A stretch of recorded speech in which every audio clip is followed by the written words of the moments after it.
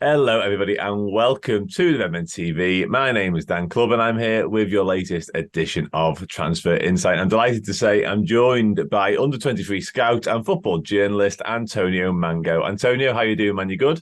I'm good, mate. How are you? Yes, mate, can't complain. Well, I can complain. Liverpool are taking their sweet time to sign some footballers, but other than They that, I'm are. all right. You'll get there. You'll get there, man. Don't worry. I hope so. I hope so. Speaking about footballers, Liverpool could potentially sign, or depending on what's happened and when you listen to this, have already signed. One we're going to talk about is a player that I don't think we know loads about. Often, when Liverpool sign a player, Alexis McAllister, for instance, even Szoboszlai to a certain extent, we have a good idea of what they do, what they can do, what they're Yeah. capable of. With this one, because of where he plays and the fact that he hasn't really sort of burst onto the scene internationally just yet, André, Fluminense midfielder. Want to speak to you about him. Now, before we get into the details, I've sort of done a bit of digging and found some of your tweets about him, as I often do. Earlier on this year, you said, I wonder who will be the first to step up their interest in Andre, clearly seeing someone needs to come and get him. And you also said, every time I watch this young man, the more impressed I become. Excellent talent.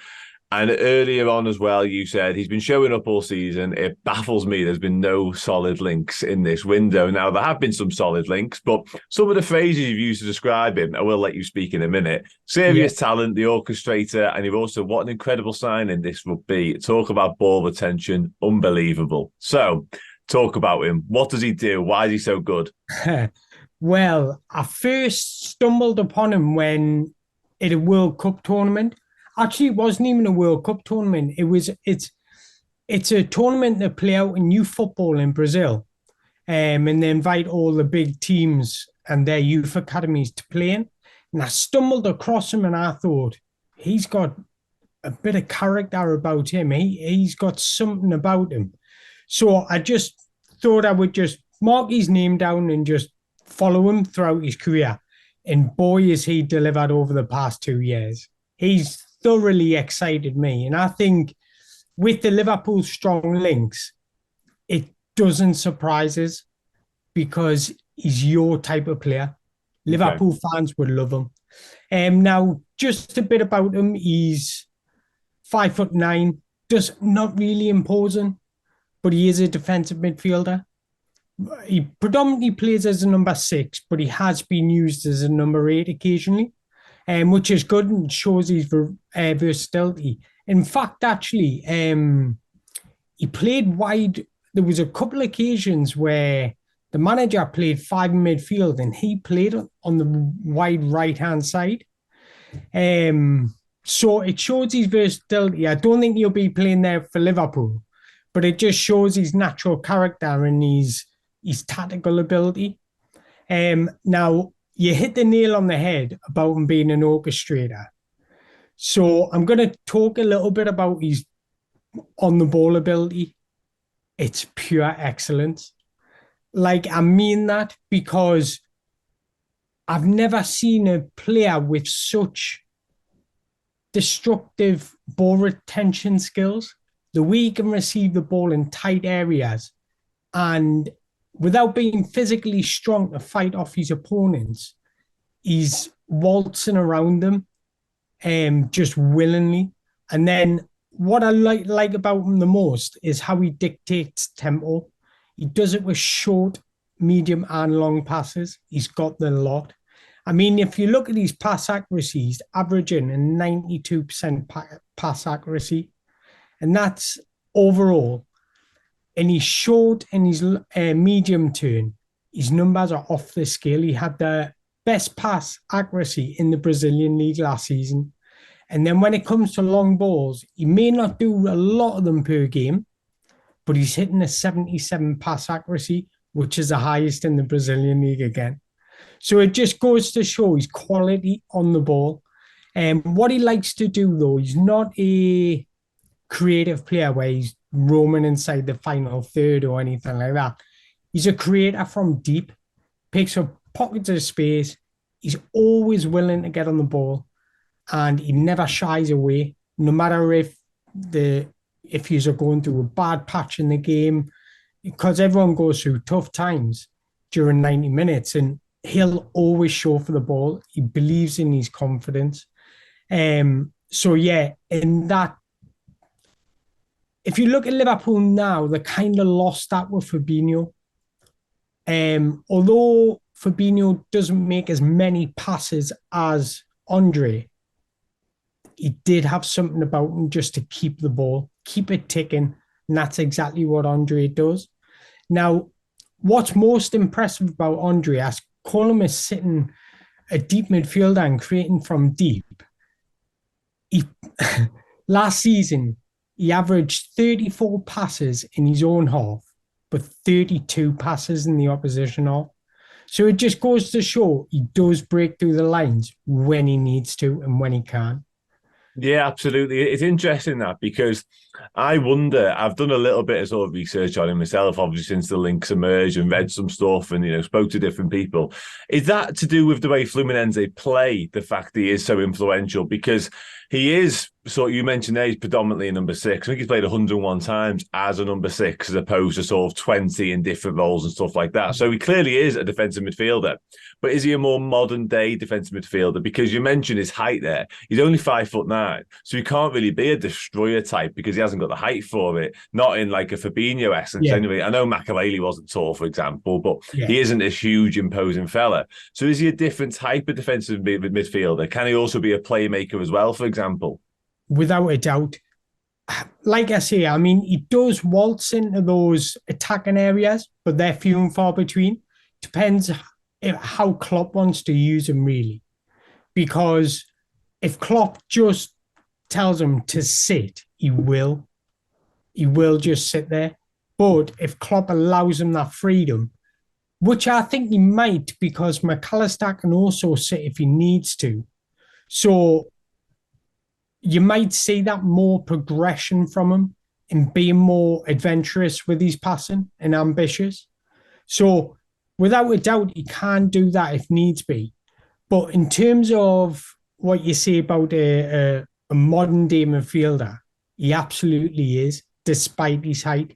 He's got the agility, the guile, he's very, very sharp as well, quick on the turn, and he's robust. He doesn't mind taking impact. And I say this a lot about Brazilian footballers or South American footballers. A lot of people think they're all flair and flamboyant, but they've got a bit of grit about them. They've got that nasty character, but without being too over nasty, if that makes sense, on the ball. So, yeah, he's got that modern day look, feel about him. Although when you watch him, you might think he's a little bit rough on the edges, but that style works for him. So you don't need to change that and try and fine tune him because although he does look rough, I'm not going to lie, he's not elegant. He's not that type of player, but it works for him. Yeah, absolutely. You mentioned rough on the edges there. I did notice his disciplinary record wasn't I outstanding. He was likes a going to yellow touch card. on that Yeah, off so the let's ball. touch on it then. And also, while you're at it, sort of, if you want, that's a weakness in many senses, I guess. But have you got any other weaknesses as well? Yeah, in terms of, I want to touch him off the ball as well. Okay. But in terms of weaknesses, I've two, and you've hit the nail on the head of one. He's discipline. I mean, he's been sent off twice in the past 2 seasons, and he's picked up 22 yellow cards in the last 70, 90 minutes he's played. So that's a lot of yellow cards. So you do need to snap that out of them, especially in the Premier League, because I think watching Brazilian football, you do get away with a bit more. Whereas in the Premier League, although this going into the season, they say they're going to be a bit more lenient. I doubt there will be. So he does need to calm that a bit. And then, secondly, in terms of weaknesses, his aerial ability. He's not strong in the air. And when I look at Liverpool, that could be a sign of, do you know what I mean? Like, you're not really big in the middle area anymore. Henderson lost. Fabinho lost. In the middle, you've brought in McAllister. He's not really good in the air. So that would worry me in a little bit. But that's something you're gonna have to make do without, I suppose, because you can't improve his height. No, that's one thing Or you you can can't develop. improve, nah, you can improve his timing Yeah. and his ability to like what's the word I'm looking for? His positioning and things Mm. like that. You can look to improve that, but that's it really. No, I agree, and you're right. We have lost a little bit of height with Henderson, but particularly Fabinho. One of Fabinho's great strengths when he was at his best was the fact that when you sort of tried to get in behind us, you had to beat him, who's 6'1". And if you do beat him, you've then got Virgil van Dijk and Canate and massive with their height as well. But beating Fabinho all of a sudden, who isn't there anymore, isn't as hard as it once was, because like you mentioned, if it is Andre, or even if it's a guy we're going to speak about a little bit later in Romeo Lavia, neither of them two are 6 foot plus. So we are losing a little bit of height, whichever way you look at it. Yeah. I mentioned Fabinho there. In terms of comparisons between the two, Andre and Fabinho, you said earlier on that Fabinho did offer a lot. He was a bit of an orchestrator for midfield. We've never seen it because he had the likes of Thiago, Gino Wijnaldum, Henderson, Trent. You don't need him to sort of produce these magic passes, but he did do, because I remember the Sadio Mane one against Manchester United. That's one we always talk about. He had it in his locker. When you're comparing Andre and Fabinho, another player who came through the Fluminense Academy, actually, how would you say they're similar, or are they not at all? I would say Andre, they are similar in terms of on with the comparison is Fabinho didn't really, like you say, he didn't really orchestrate. He didn't, although he was nice and tidy on the ball, he didn't, what's the word I'm looking for? Gravitate towards the ball and want it and really like show his desire to get on the ball. And that's a difference, Andre. He does. If the fullback's got it, you'll gravitate. You'll always create a nice angle, get the ball. Whereas Fabinho tend to pick up the pieces more. Mm-hmm. Does that make sense? Yeah. You allowed Henderson to get on the ball, whereas he was just an option if needs be.